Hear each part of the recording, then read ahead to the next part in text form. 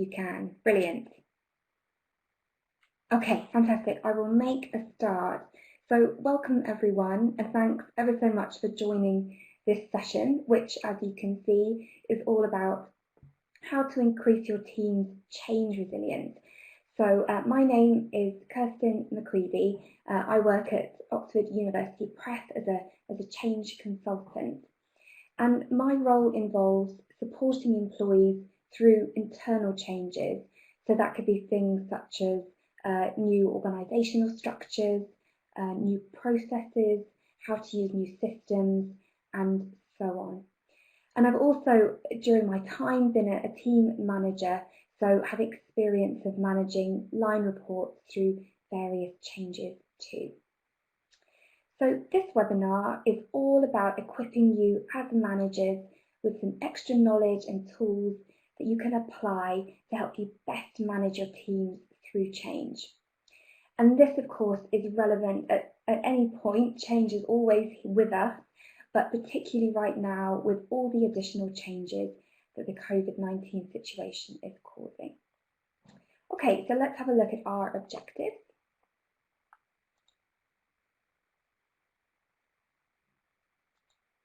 Okay, let's just go back a slide.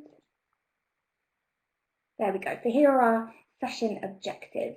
So this is a chance to learn about why change can be difficult, so why it can feel stressful, and then also reflect on perhaps how your team might be feeling. It's also a chance to consider how you can be a really great change leader and best support your team through change. And also there'll be a chance to discover some really practical strategies that you can start applying right now to build your team's change resilience. So there's going to be various points during the webinar when I pause and invite you to reflect on a question. So it would be great if you could get involved and share your thoughts in response to those questions in the chat lobby, and I will enjoy reading out some of those. Okay.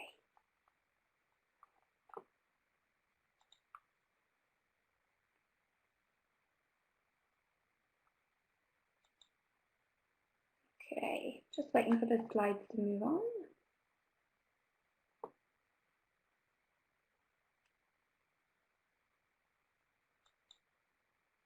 Okay, I think the slides is a bit of a delay, but that is okay. I can still start.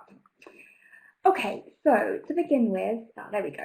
We're going to consider how people experience change and the reasons behind why change can feel so hard and stressful at times. So it's really important to recognise that we all have an emotional reaction to change, and that will include all types of change, so really big changes, small changes, and importantly, good changes and bad changes, or at least changes that we perceive as good or bad. They will all create an emotional reaction in us.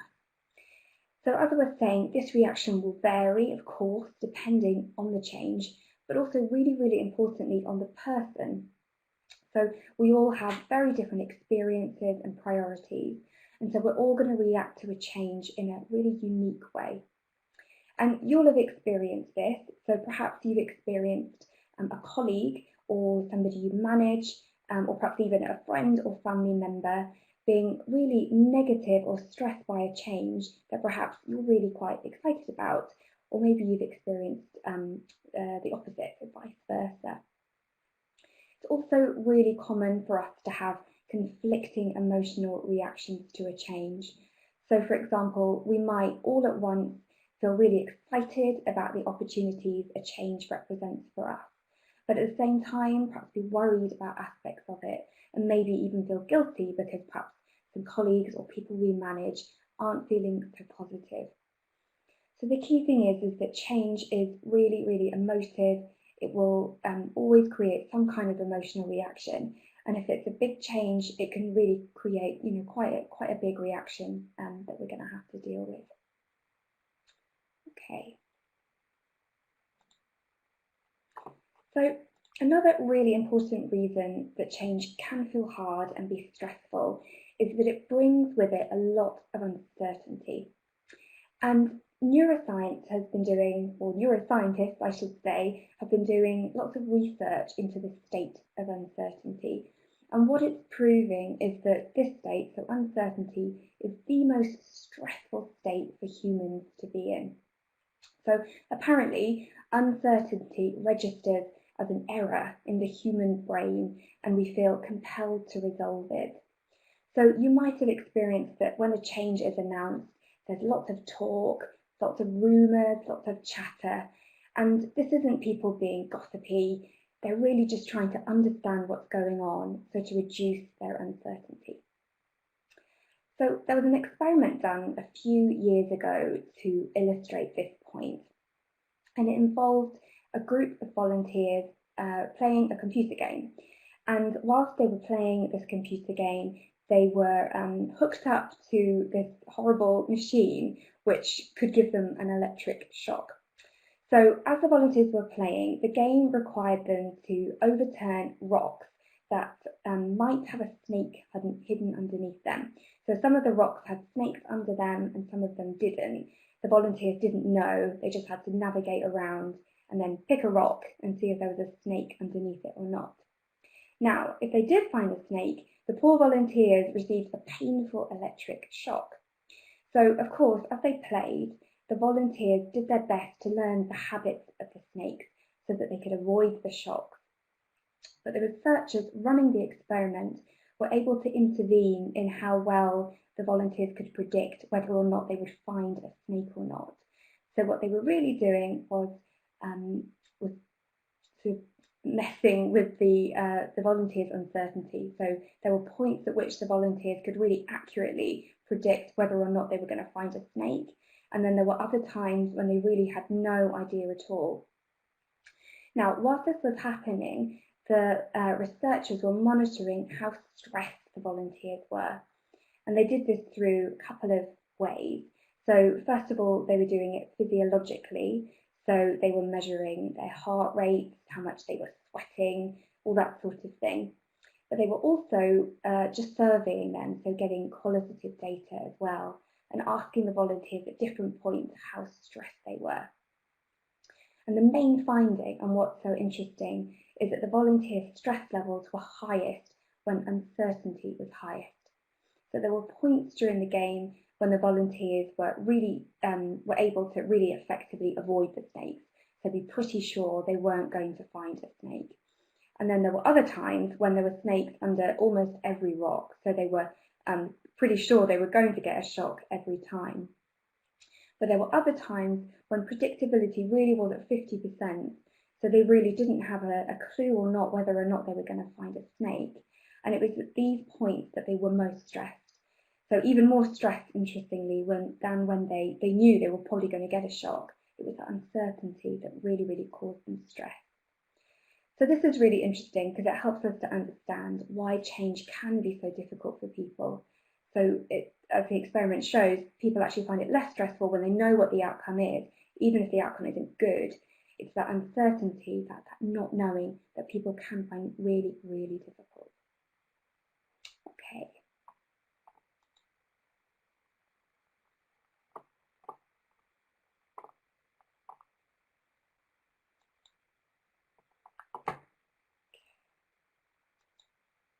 So I'm just going to flick onto my next slide, just give it a second to load.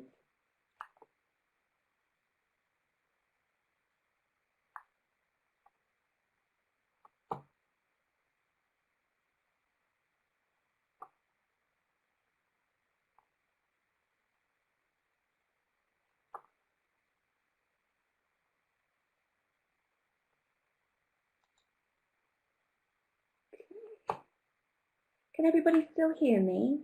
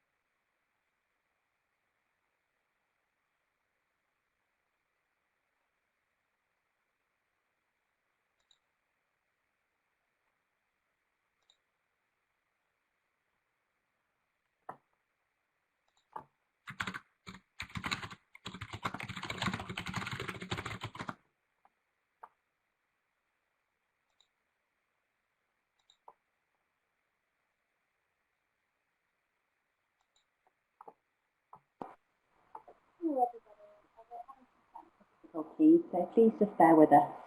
We'll be back in a few minutes. Do type in the chat box just to confirm that you can hear me. Sorry about this, we're just investigating and we'll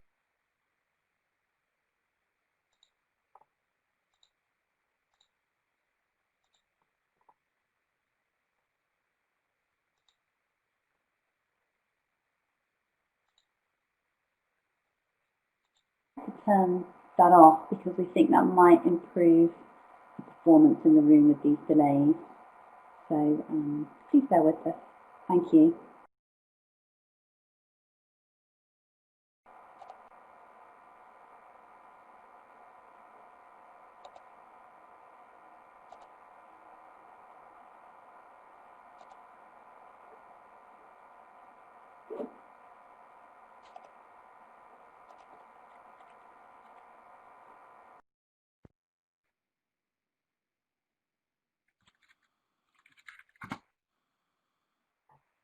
Okay, hi everyone, can you hear me?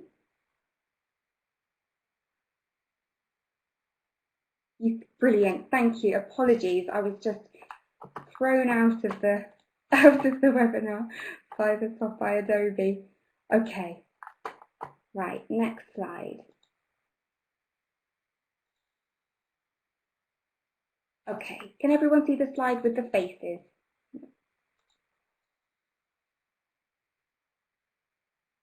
Yes? No? Okay, well don't worry, I will read out the questions anyway. So this is an opportunity for you to reflect on your own emotional response to change. So I'll read them out, but there's a couple of questions on the screen there. So the questions are to think about a change that you are experiencing at the moment. And you're welcome to reflect on a change that's happening in your personal life or in your professional life. It really doesn't matter. Just try and think about a change that you're finding quite emotive. So one that really is raising your emotions, perhaps that you're spending quite a bit of time thinking about. And have a think just for a few moments about how that change is making you feel. So what emotions are you experiencing? And it'd be really great to hear from, well, to read some of your thoughts. So if you want to go ahead, once you've thought of your change and some emotions, to pop them into the chat lobby. So what are some of the emotions that you are feeling in relation to your change? Great, so we've got some people adding some thoughts. We've got fear, insecure, anxiety, well, lots of anxiety, uncertainty, nervous and worried, overwhelmed, yeah, overloaded. So we've got happiness here, so that's nice. Change can bring with it, as we were talking about, lots of unsettled feelings. We've got lots of here popping up, lots of nervous, overloaded, anxious, stress. Oh, virtual life is making me sad. Self-doubt. Great. Thanks for sharing, everyone. Oh, bewildered. Optimistic. Yeah, definitely uncertainty around COVID. Yeah. Oh, someone's written satisfaction when we can deal with it, which is a great point. Excited. So a mix. I think that's interesting. So definitely there's a mix of how we perceive positive emotions and some more negative ones, or ones that we might perceive as negative. Yeah, organisational changes at work are quite tiring. Yeah, that's a really good way of putting it. Brilliant. Okay, brilliant. Thank you for sharing, everyone. I think it's a useful thing to reflect on, and particularly when you're thinking about supporting a team through change, because it can help you empathise with how your team will be feeling. And I think it's really important to remember that we all react differently to a change. And of course, that will be true of people that you manage. So you might have some reports responding in one way, other people in a quite different way. So always a good idea to remember to stay empathetic and ask people how they're feeling. Yeah, okay, fantastic. I'll just quickly share, I had an example of my own. So last year, my team was was reorganised, involved in a big restructure. So I used to be part of a very small team, and then we were reorganised and became part of a much, much bigger function.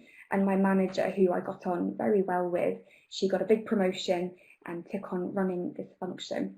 And my feelings at the time of the change were really mixed. So I was overall really pleased and happy about the change, because I really believed it was the right thing. It was the right thing for OUP. But at the same time, I was sad about not reporting to my manager anymore, and I felt a sense of loss about sort of leaving this small team and being part of a bigger one. And I was also a bit worried about my colleagues, because not all of them were in such a positive position. Okay, let's move on.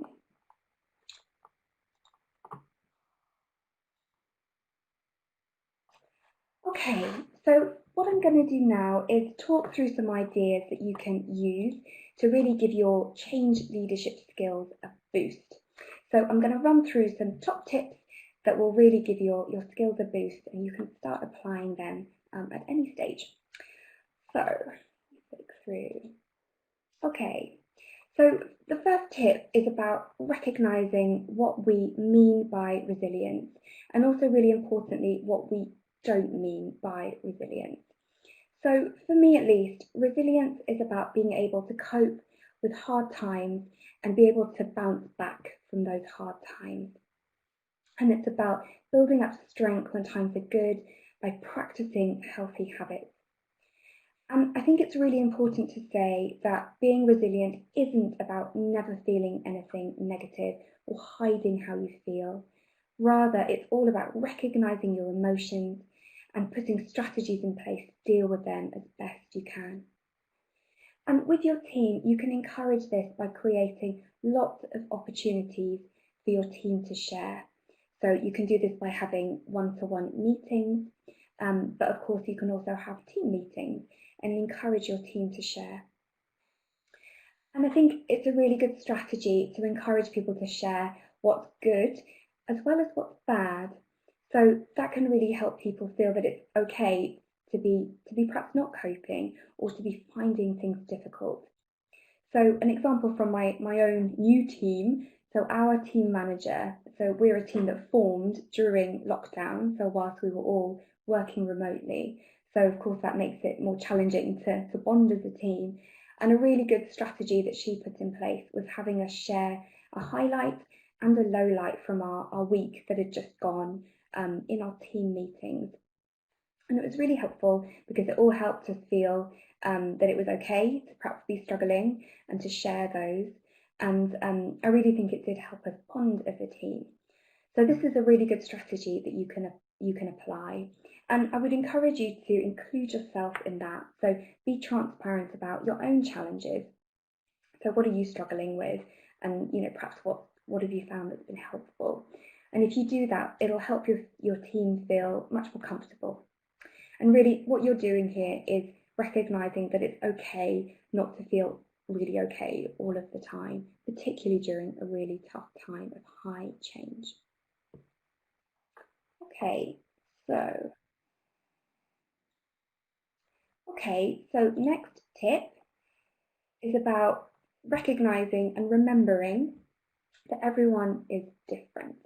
So as I said before, everyone is going to react slightly differently to a change.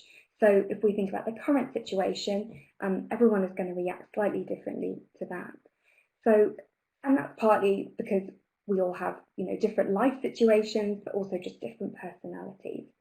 So if we imagine thinking about the situation where a lot of us are working from home, for example, some people are going to really flourish and some people are going to struggle.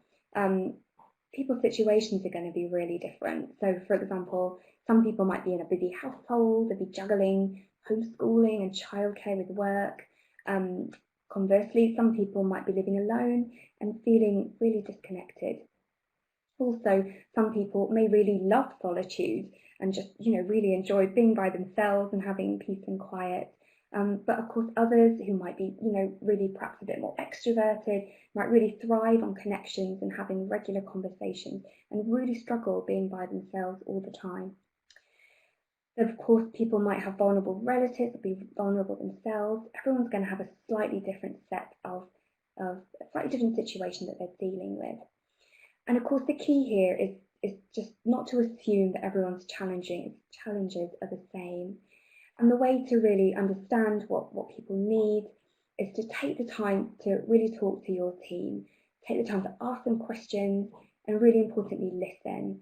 And that's going to be your best strategy for really understanding what's going on for them, so what their unique perspective is, and that'll give you the best clues for how you can support them. Okay, I'm going to move on to the next tip now. And this is all about healthy habits and really importantly, modelling healthy habits. So by that I mean about demonstrating that behaviour yourself. So you don't just want to tell your team to take care of themselves, you want to do that for yourself, obviously because you are very important as well, but also that will help your team really see that it's a good thing to do. So the key here is about not just talking the talk, but walking the walk too. So do your best to be open about your own challenges and how you're overcoming them. And also, as best you can, try to maintain a good work-life balance. Now, of course, this can be really challenging when we're busy. So, as I say, it's just about, doing your best. And you want to do your best as well to maintain your own healthy habits. So the thing here is that if employees, if they see you rushing around, not taking a lunch break, doing loads of overtime, then they might think that that's actually what they should be doing, perhaps what they need to do to progress, or that's what you think is the way that someone who works hard does. And of course, that's not what we want for our teams. We want them to have a good work-life balance and stay happy and healthy. Also, really important to encourage your team to be mindful of their mental health as well as their physical health. So are they eating well, exercising, getting regular breaks, staying connected with friends and family? So, for example, you could perhaps hold a team session where you ask your team to reflect on their habits and to consider if there's any they need to work on. And that can be a really, really enjoyable session to do together and can be really useful for yourself as well to give you a chance to reflect on your habits. And I've mentioned this a couple of times, but really importantly, don't forget that you are an employee as well as a manager. So make sure you look after yourself as well. And if you do need support or if you have questions, then make sure you reach out to your own manager. Okay, can I move on to the next strategy now?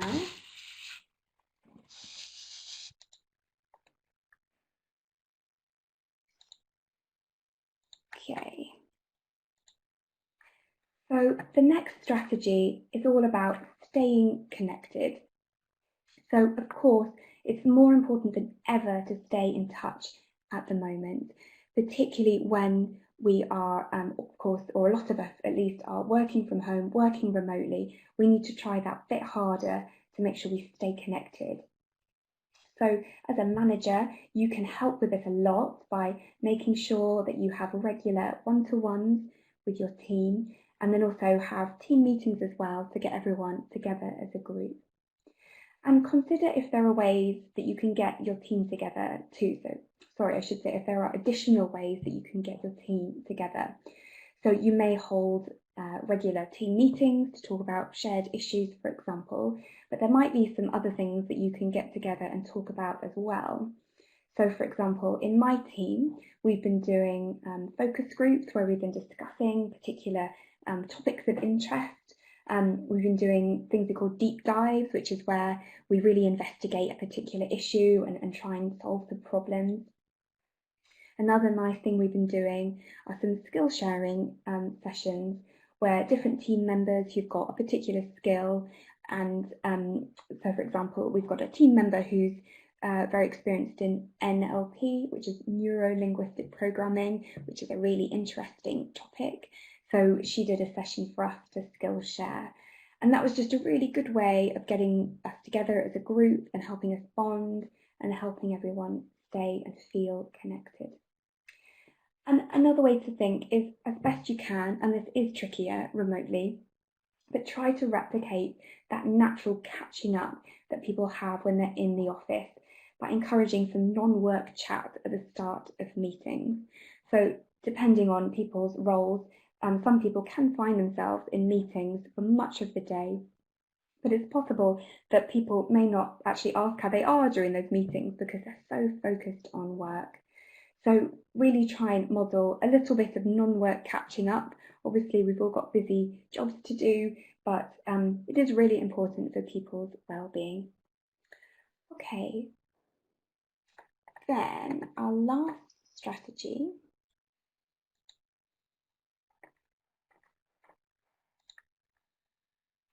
Okay, so the last strategy is all about communication. So being a really good communicator is, of course, a really key skill for all managers, but it's extra important when we're going through change. So what I'm going to do now is take you through some essentials or really key principles that you can apply to be a great communicator.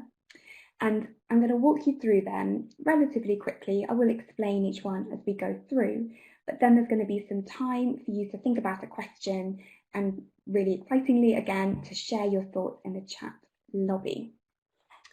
Okay, so I'm going to go through the essentials for great communications now. So this is the first essential. So when you're a team manager, helping your team to come to terms with a change, it's really important that you show leadership for that change.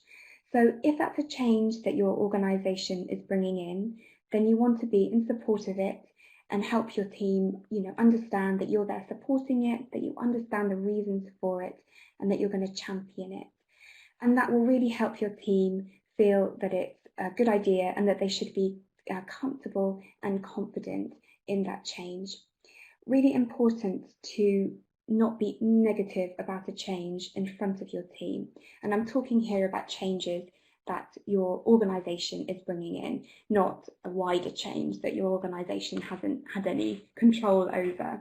But if it's a change your organisation is bringing in, then you don't want to be negative about that with people that you manage. And the reason for that is that if you are, they're going to really struggle to feel confident in that change. So really important that you are positive. Now, if you do have real concerns about a change that your organisation is bringing in, then of course you need to resolve those. But try and do that away from people you manage. Try and do that with your colleagues, with your own manager. Okay, so that's the first essential. So the next essential, and we've touched on this quite a bit already, is emotions. So it's about acknowledging people's emotions in relation to change, and importantly, acknowledging both positive emotions and negative, so not being worried about drawing out those negative emotions, and then really importantly, responding to them. So when a change is announced or people find out about a change, you really want to encourage the people that you manage to talk about how they feel, and as I say, those good emotions and those ones that we perceive as negative. So people will go on some kind of emotional journey when they're presented with a change, and it's really important that they're given the opportunity to process those emotions.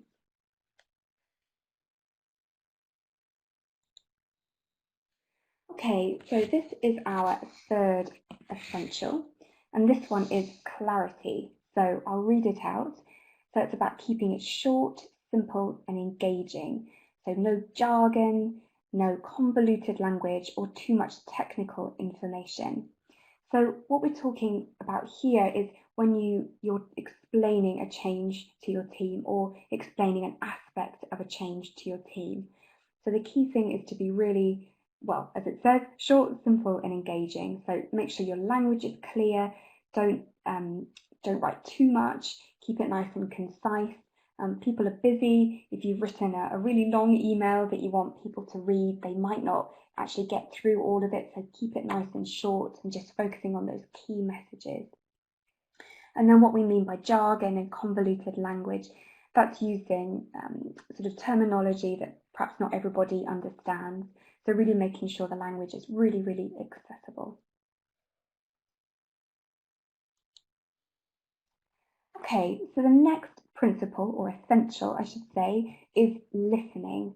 So as it says here, it's about creating many moments of conversation and responding to what people tell us.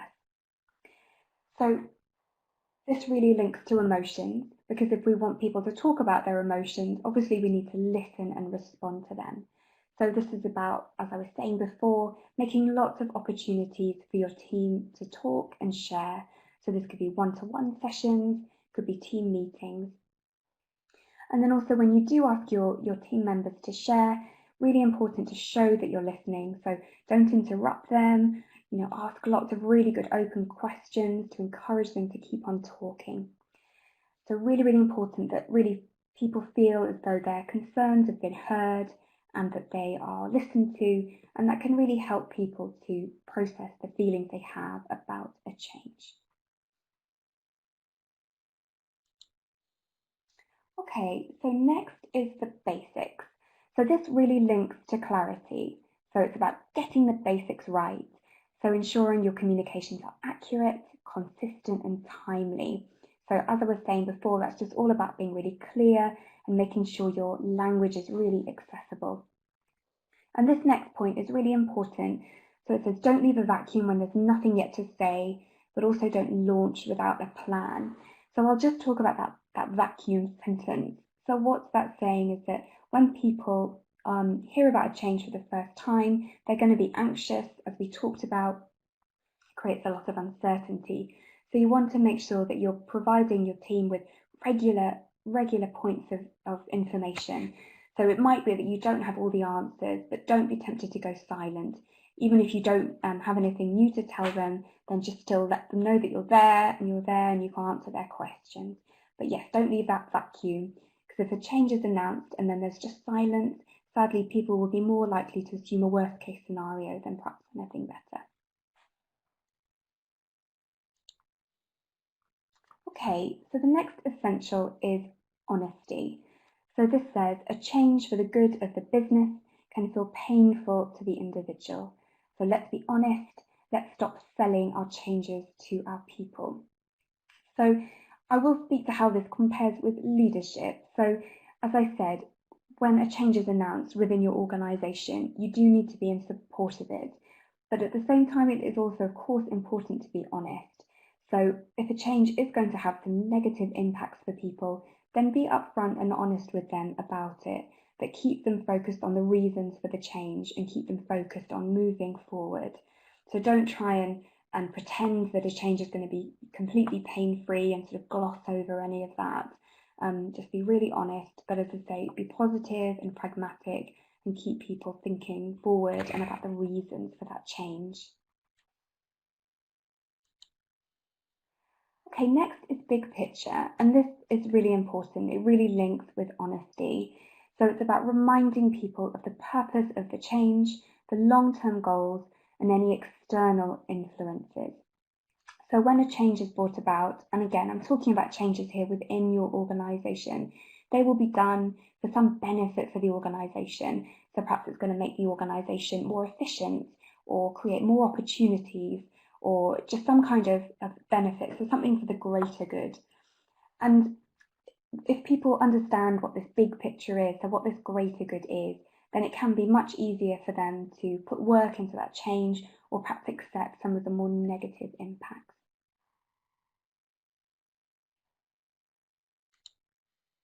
Okay, and then our last communication essential or principle is about thinking local. So by this I mean considering the diversity in culture, organisation and people, including languages when you're working globally. So all of us, we get to work globally, or some of us get to work globally, I should say, which is a wonderful privilege, but we of course need to understand differences and how we can work really well with them.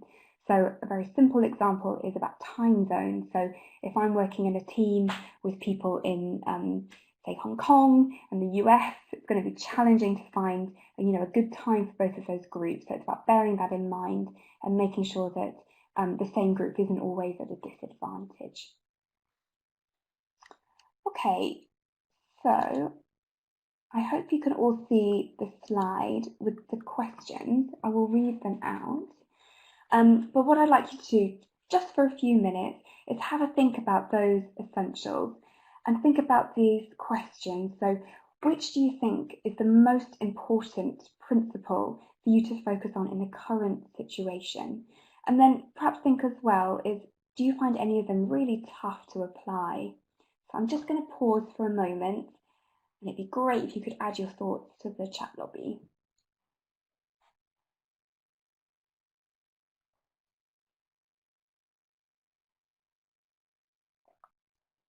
Brilliant. So a good range here. Quite a few honesties, listening, emotions. Brilliant. And which do people find tricky, or which do people find hard?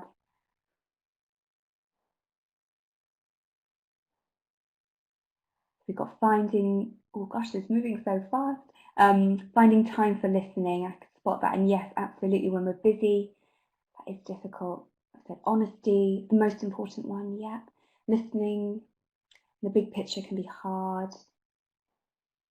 Yeah, really important to listen and be honest. Brilliant. So this is really resonating with you, which is wonderful. Yeah. Okay, all of them are essential, but listening is very difficult. It can be, absolutely.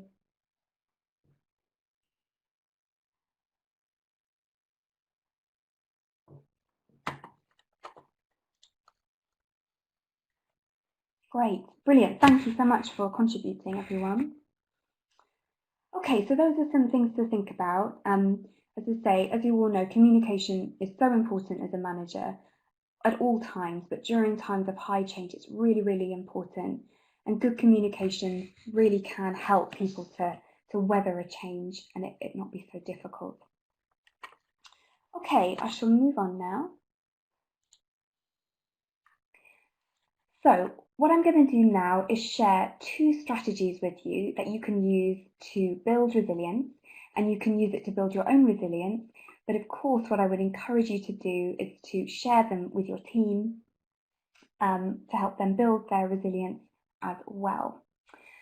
So they're all about building resilience, particularly to change, but they're good for resilience in general. And the first strategy is all about values. And what I mean by values are the things that really motivate us and are most important to us. And understanding what your values are can be a really powerful way to increase your resilience. So our values are deep rooted within us, and they act a bit like a compass that guide our everyday lives.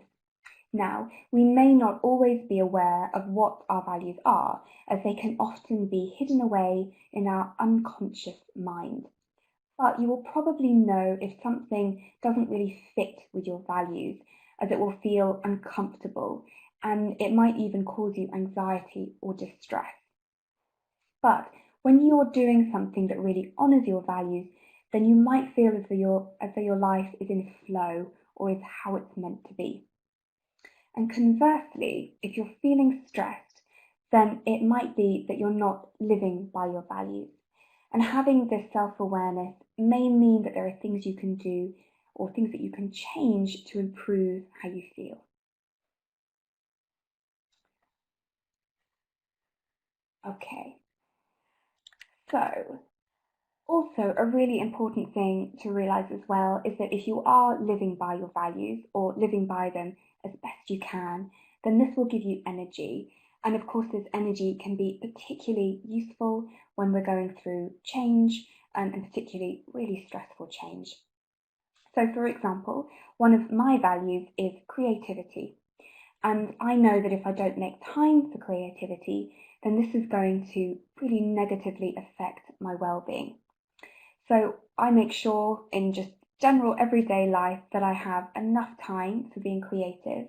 And also I found a strategy that's worked really well is that if I'm having a really difficult time, that I make extra time to be creative. Okay.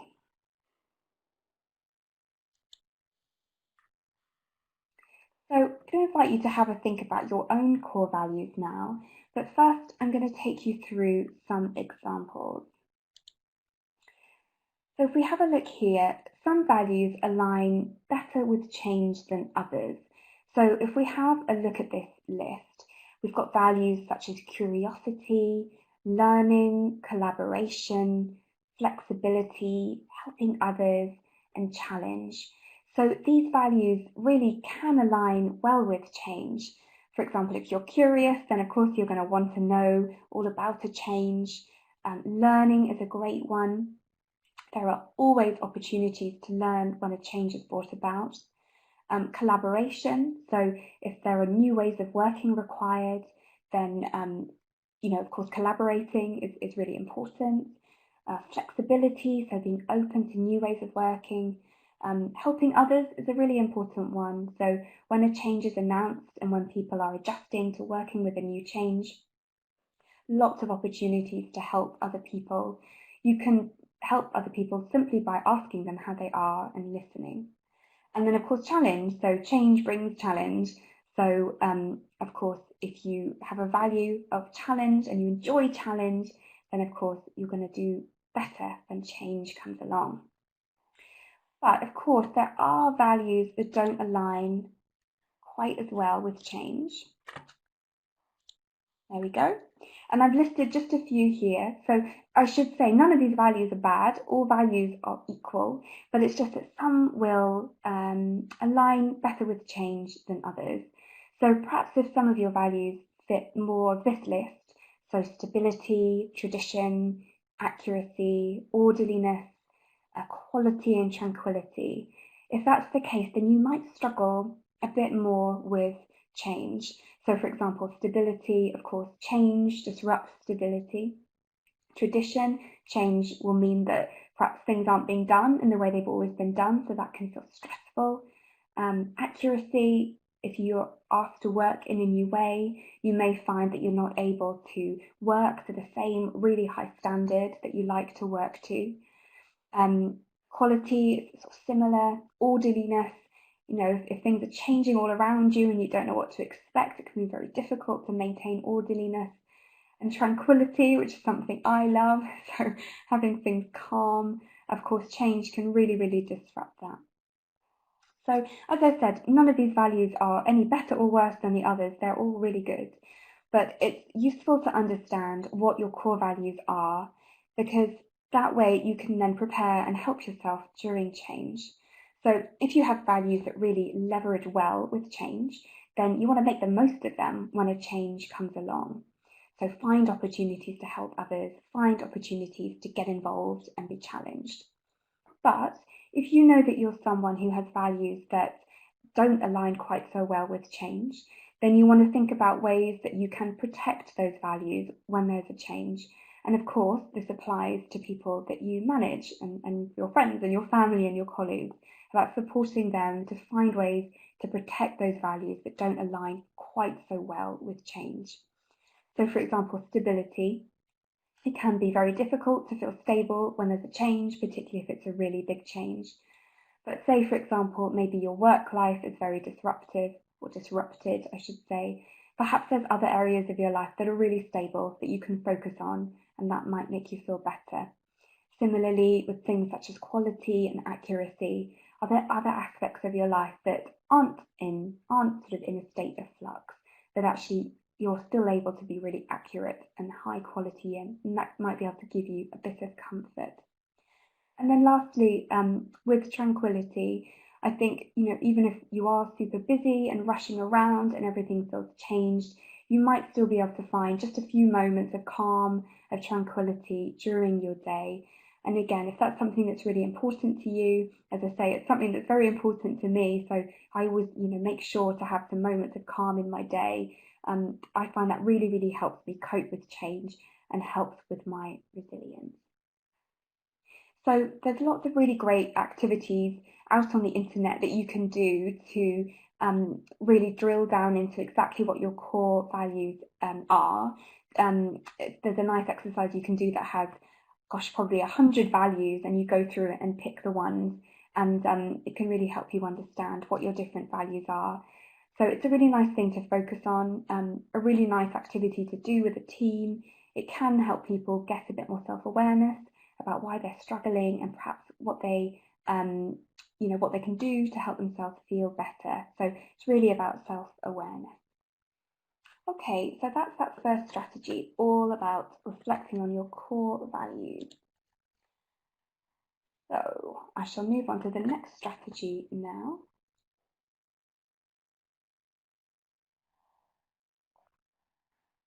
Great. Okay, so a bit of a different strategy. This one is a really practical activity that you can undertake whenever you're feeling a bit overwhelmed. So I find this strategy really useful when I'm feeling a bit overwhelmed with work in particular, and I'm not quite sure what I should be doing and what I need to do to get on track. So the strategy is called the Circle of Concern. I'm going to talk you through the model, and I'm going to give you an example, and then of course there'll be some time for you to reflect and let me know your thoughts. So the full circle represents all of the things that are going on in your head. So all the things that are important to you, that you care about, that you spend time thinking about. So that could be all the things that you think about in relation to work, or it could be all the things that you think about in relation to a particular topic. It really doesn't matter. It's just all the things going on in your brain. Okay, now, but within that circle, there's subdivide those activities into different circles. So outside in the circle of concern, sit things that you have got no control over at all. So of course there are things that we care about that we've got some influence or control over, and there are also things that are important to us that have a big impact on us that actually we don't have any control over at all. And one really good example for all of us that I put outside in this circle is the weather. So the weather is very important to all of us, but of course none of us can control the weather. Oh, I like that one, Anna. The future is a very important one too. Of course the future is very important, but none of us can control that. So that's sitting out there, things that we don't have any control over. And the point of the model, or one of the points, is to help us understand if there are things that we actually have no control over that we're trying to influence and we're putting a lot of energy into. And I'll talk a bit more about that in a minute. Okay, then within that circle, we have another circle called the Circle of Influence. And within this circle are things that we have some control over, but not 100% control. So we have some influence over it. So it's definitely worth putting your energy into things in this circle, but it's important to remember that you don't have 100% control. Okay, and then there's one more circle, which is the Circle of Control. And things within this circle, you really do have 100% control over. Okay, I'm going to give you an example now related to my own life to explain the circle. And I decided to use a fun example related to my dog Max, who I don't know if you could hear, but just barks in the background. So this is Max, my dog. I've had him for about 3 years. He's very important to me. He's definitely my buddy. And since I've been working from home, of course, we've been hanging out a lot more. He's a lovely dog, but he does have a few behavioural issues, and one of them is that he loves to bark. He's actually been very quiet this afternoon. Normally he joins in with a lot of my meetings, which can be a bit difficult. And I used to worry quite a lot about his barking. I used to worry about him annoying the neighbours in particular, because I'm in a village, but it's quite built up. So I decided to apply the model to the Max barking situation, and I will show you what I came up with. Okay, so in relation to the Max barking situation, what is outside in my circle of concern? So what do I have zero control over? This is what I came up with. So I can't control how my neighbours react. So I worry about my neighbours and I don't want to annoy them, but of course I really can't control how they're going to react. So some of my neighbours will be dog lovers and they'll be quite sympathetic and not really mind a dog barking, whereas other ones might hate dogs and just be very irritated. So of course it's important, but there's nothing I can do to influence that. So it's best I just try and let that go. I also can't control animals visiting my garden. So Max loves to bark at birds and squirrels and cats. But of course, there's nothing I can do to control that. So much better just to try and let that go. I also can't control neighbourhood noises. So that's another thing that makes Max bark. If he hears people moving around, yes, that sets him off. But obviously there's nothing I can do to control that. Okay, but what do I have some influence over? So let's have a look. So I do have influence over Max's happiness. So I really want Max to be happy, and barking is his favourite hobby. So I do think it's a shame that he's not allowed to bark as much as he wants. But of course, there's lots of other stuff that I can do to make him happy. So we can go for fun walks, he can have treats, we can do fun training, all those sorts of things. I can also, to an extent, control how much he barks. So there's lots of really good training, dog training out there to do with dogs to make them less reactive and bark less. But it's important that I'm realistic. So I've only got influence here. Particularly, so Max, I got him as a rescue dog. He was 7 when I got him, and he had this barking habit already. So it's unlikely I'm ever going to be able to make him into a really quiet, silent dog. So it's definitely worth me putting my energy into this, but I need to remain realistic. Otherwise, I'm just going to end up getting frustrated. Okay, but what things can I really actually 100% control? So these things. So I worry most about Max barking when he's in the garden, because of course the neighbours can hear him most. So I'm quite careful with when he goes into the garden. So if it's very early or very late, then I'll take him out on a lead because he tends to bark less. And that way I'm going to reduce the amount that he annoys my neighbours. And that's a really good strategy that I can apply. I can also control my own reaction. So if I'm a bit tired or stressed, I end up shouting at him and then just feeling guilty. So as best I can, I control my reaction and try not to get cross. And then lastly, I can control what Max sees on the TV. So that's another thing that makes him bark. If he sees any animals on the television, he goes crazy. So I'm quite careful with what TV shows we watch. Okay, so that's my example, and I hope that fun example helped you to understand the model. Let's just flick through. Yeah, so as I say about those 3 circles, the real aim of the model is to help you identify if there are things that you're putting a lot of energy into, so things that you're trying to resolve that actually you've got no control over at all. And those would be things that sit outside in that wider circle, so that circle of concern. So for me, that's about how my neighbours react, animals in the garden. We had those great examples. Someone put COVID, that's a perfect example. We had the weather, we had the future. Of course, there's going to be other things as well.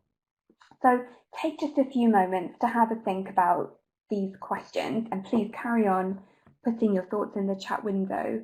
But yeah, take a few moments to reflect on a situation you're finding challenging, and that could be coronavirus or could be something else. And then can you identify anything that you're putting your energy into that is actually outside of your control? So have a think about that. I'll just pause just for 30 seconds to let you think and type.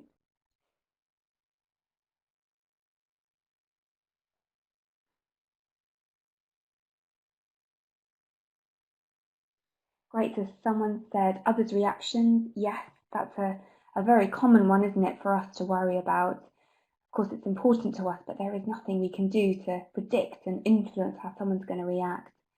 Connectivity, yes, that's a very good one. Losing my job. Someone's asked to go back a slide, which I can do. There we go.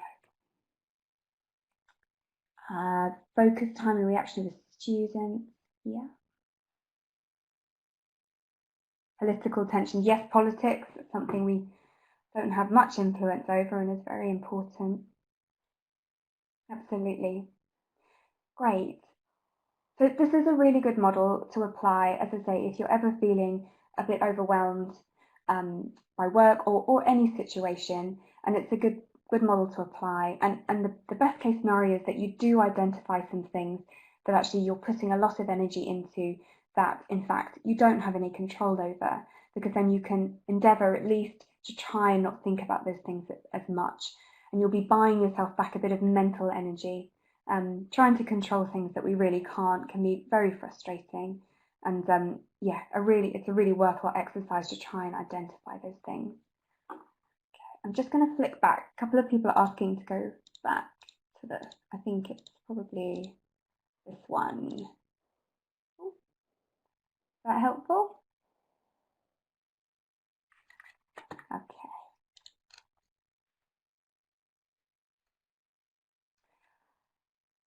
Okay, so we're nearly at time. I'm just going to flick forward now. And just briefly, I'm going to give you some tips that you can apply if you'd like to run any of these activities with your team. So if you want to encourage your team to think about their emotional reactions to change, if you want to encourage them to think about their values, or if you want to invite them to complete that circles exercise, so the circle of concern. So if you do, here are just a few things to think about. So I would say firstly, at the start, if you say, for example, if you're running a session, reassure people that they won't have to share if they don't wish to. So some people are really comfortable talking about their feelings in a group. Some people really hate it. So in order that people feel comfortable and confident during the session, then just reassure them at the start that they won't have to share unless they want to. I would encourage you to share your own examples first, and this should give people the confidence to share their own. So as I said before, it's all about being transparent about your own challenges and modelling that behaviour, that sharing our challenges is a really good thing. I would say be flexible on feedback. So perhaps you've thought about running a webinar with your team and inviting them to share within the session. Some people might not feel comfortable doing that, so maybe you want to invite them to share via another forum, maybe just with one other person, maybe by email, or perhaps they don't share at all. Perhaps it's just that they do some personal reflection. I would say definitely use questions and reflection to encourage discussion. So you want to keep people talking if they're willing to. So, lots of really good open questions and encourage discussion and get people talking. I think, no, my last tip was just around if no one shares. So say, for example, you run a session and you encourage people to think about how they react to change and maybe nobody wishes to speak. Don't worry, some people just reflect inside themselves. They don't want to share in a group, but that doesn't mean it hasn't been valuable. Okay, so we're at the end of the webinar then.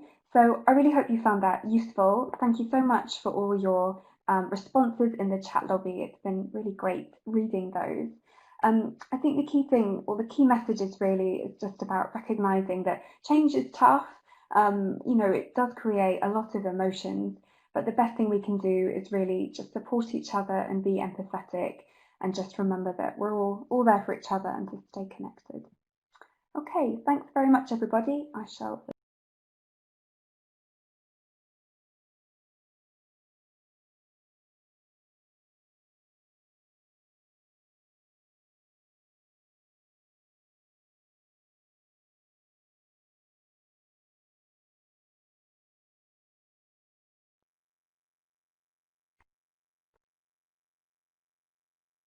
Okay, thank you very much, Kirsten, and thanks everybody for participating. Let me change the slide.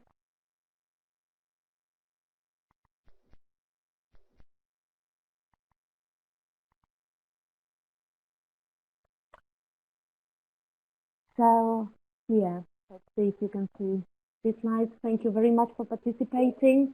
And just a reminder that you will get a certificate of attendance in your email with a copy of the slides and the session recording. So keep an eye for the opportunity to share your thoughts with us. And please, if you can complete the feedback survey, we will really appreciate that. I will stop the recording now.